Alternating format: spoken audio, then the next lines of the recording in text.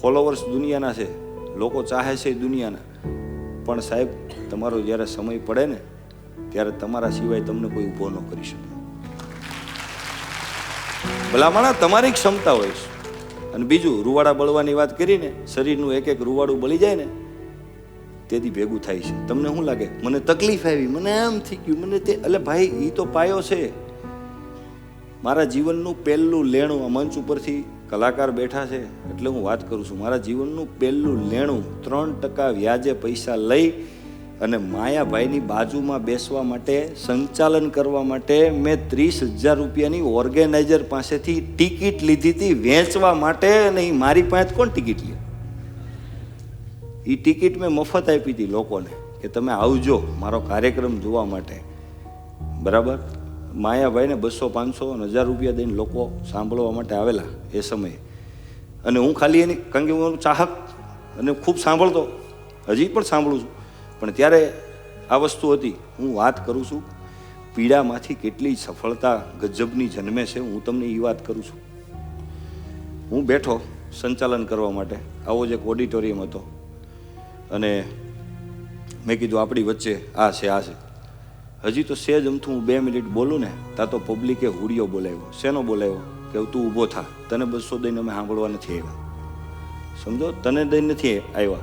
અને જ્યારે તમારો સમય ખરાબ હોય, એટલે મતલબ કે તમે તમારું લેવલ જે હોય ને એ તમારે સહજ ભાવે સ્વીકારી લેવાનું. તમારે સ્વીકારી લેવાનું, ભાઈ અહીંયા આપણું સ્થાન નથી તો નથી, લાયકાત ઊભી કરો, ન હું બને. વાત એ નથી, એ હતો હાસ્ય દરબાર. એ હતો હાસ્ય દરબાર. અને હુડિયો કોને પાડ્યો ખબર? મેં ઓલા મફત ટિકિટ દીધી ને એ જ હતા. ટિકિટ લઈને આવ્યા હતા એ નહોતા.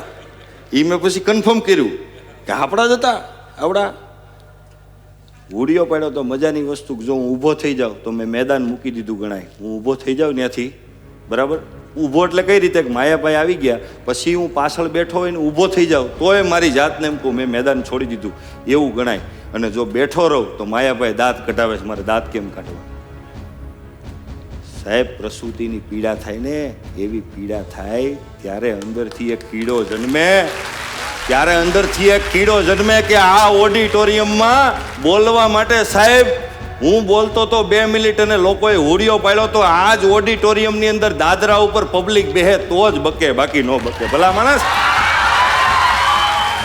એ ક્યાંથી જન્મે? એ પીડામાંથી જન્મે, જેનાથી તમે હું બધા ભાગીએ છીએ. તકલીફોમાંથી આપણે ભાગીએ છીએ. સાહેબ, તમને જે પીડામાંથી જન્મ આવે ને એ ગજબની વસ્તુ હોય. વાહ! ભાવનગર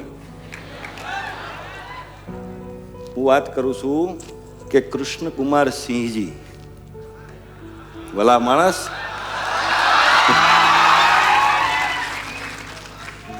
એ નરમ શું કામ હતા? 1 મિનિટ ભઈલા, અહીં તમારા બાપુજીની મારા બાપુજીની વાત નથી થતી. અહીંયા સાહેબ આખા ભારતની અંદર, સાહેબ જે દિવસે ભારત આખું ભારત નહોતું રહેવાનું અને તે દિવસે સરદાર વલ્લભભાઈ પટેલ માંગણી કરવા માટે ગયા હતા ને 1 મિનિટની રાહ જોયા વગર જેણે પેલું રજવાડું ભારતને આપી દીધું, અર્પણ કરી દીધું ને અખંડ ભારત સરદાર વલ્લભભાઈ પટેલે બનાવી શક્યા, એનું સૌથી મોટું કારણ કે પેલું રજવાડું ઘા કર્યું. એ બાપ કૃષ્ણકુમાર સિંહની વાત થાય છે. એટલે હુડિયો બોલાવનારા વ્યક્તિ અને મસ્કરી કરવાવાળા વ્યક્તિ છે ને, એ મારું સન્માન ન કરો તો કાંઈ નહીં, પણ જેની વાત થતું હોય ને એનું કરવાનું. હલો, એનું કરવાનું. વાત થતી હોય ને એનું સન્માન કરવાનું. કારણ કે સાહેબ, ખીચામાંથી 50 રૂપિયા આપણે નથી આપી શકતા, રજવાડું આપી દીધું. અહીંયા મારી છાતી તો ફાટે છે, તમે ભાવનગરના છો, પહેલાં તમારી ફાટી જ આવી.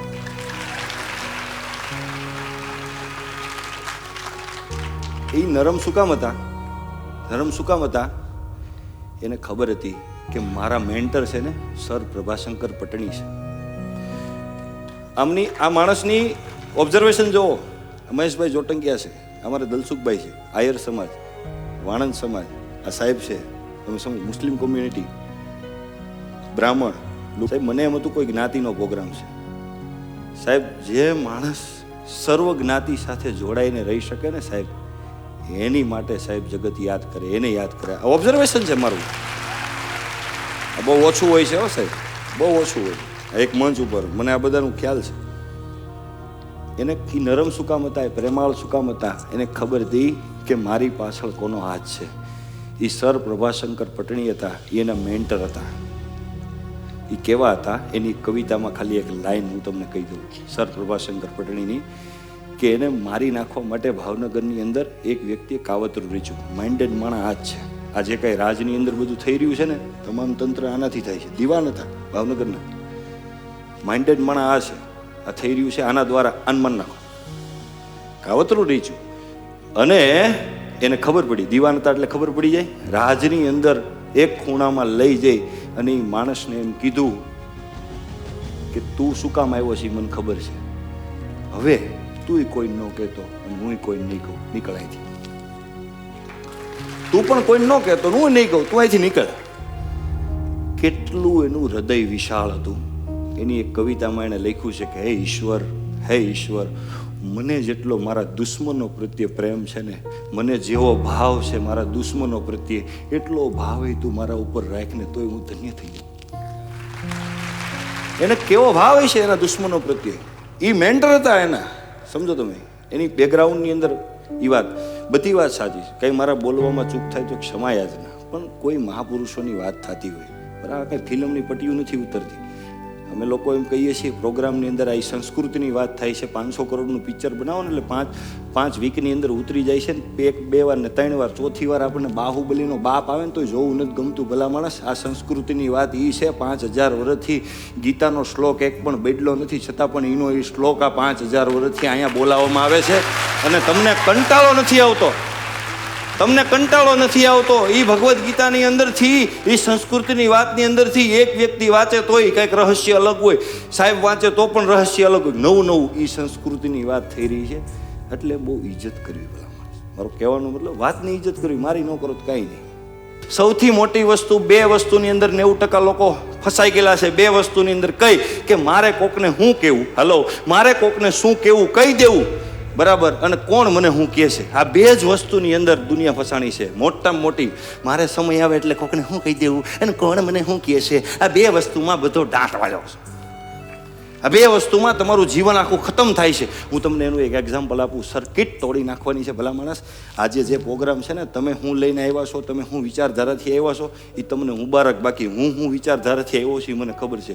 તમારી અંદર સર્કિટ તોડી નવી સર્કિટ એવી બેસાડવાની છે કે જીવનની અંદર બહુ મોટું નુકસાન થતું હોય ને, તો એ નુકસાન આખું નફામાં બદલે એવું નથી કહેતો, પણ કમસે કમ ઓછું થાય. અને જીવનના ઘણા બધા વર્ષો તમારા ઓછા સમજણથી કંઈક એવી તમારી માનસિકતા એક સેટ થાય. એવા ભાવ સાથે હું દિલથી અહીંયા આવેલો છું. કમસે કમ મારો સમય, હું તમારી એને સવાર સુધી નથી રહેવાનો. બીજું કે તમને મજા આવે, મને ખબર છે, અમે કલાકાર છીએ, ભલા માણસ, અમને ખબર હોય તમને કઈ વાતમાં મજા આવે છે. તો હું એ વાત નથી કરતો. મારા સન્માનને, મારી વાતને અને મારા કાર્યક્રમને દાવ ઉપર લગાડીને હું તમને વાત કરવા જાઉં છું. તો વિચાર તો કરો.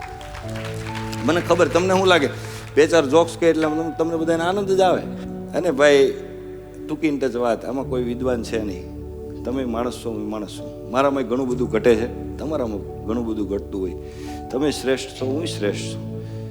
આ જગતની અંદર છે ને, દુનિયા બધી રમત રમે છે. તમારે રમકડું બનવું કે ખેલાડી તમારા હાથની વાત છે. દુનિયા રમે છે. સૌથી મોટી વાત કરતો તો અને એ વાત તમને ક્લિયર કરવાની છે. અને જ્યાંથી આખી ગીતાની શરૂઆત થાય છે, શું કામ ત્યાંથી જ શરૂઆત થાય છે, ભગવદ્ ગીતાની શરૂઆત ત્યાંથી શું કામ થાય છે, આ વાતનો વળાંક લઈને હું તમને ત્યાં લઈ જવાનો છું.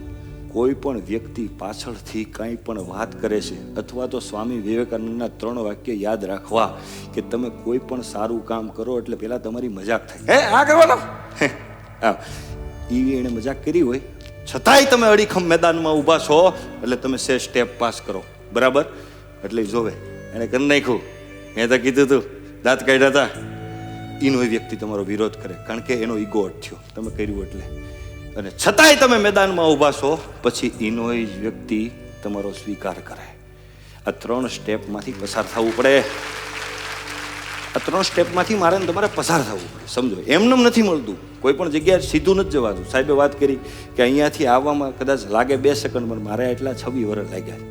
હું 30 વર્ષ મારી ઉંમર છે, ભલામણ 15 વર્ષથી બોલું, છેલ્લા 2 વર્ષથી જ લોકો સાંભળે છે. 13 વર્ષ મફત કાર્યક્રમ કર્યા છે. યુટ્યુબની અંદર 90% કાર્યક્રમ તમે જે જોવો છો ને એ બધા ફ્રીમાં કરેલા છે. 90% કાર્યક્રમ સમજો તમે, એમનેમ નહીં. પણ તમે જ્યારે કર્મ કરતા હોય ને, માના પેટમાં 1 મહિનાનું બાળક હોય ને, હું જે સમજેલો છું હું તમને કહું છું. માના પેટમાં, મારો અવાજ આવે છે ક્લિયર? માના પેટમાં 1 મહિનાનું બાળક હોય ને, દુનિયા આખી સાહેબ સામે આવીને ઊભી રહી જાય. દુનિયા કે તું નિસંતાન રહેવાની છું. દુનિયા સાહેબ શું? દુનિયા તું નિસંતાન રહેવાની છું એમ કહી દે. પણ માને ખબર હોય 8 મહિના જવા દે, સંતાનનો જન્મ થાય. તમે જ્યારે કર્મ કરતા હોય ને, દુનિયા આખી ભલે વિરોધમાં હોય, કે તમે શું કરો છો એ ખાલી તમને ખબર હોય ને, તોય સાહેબ તમે કોઈની વાતમાં પડતા નથી, કોઈની વાત તમે ટચ કરો.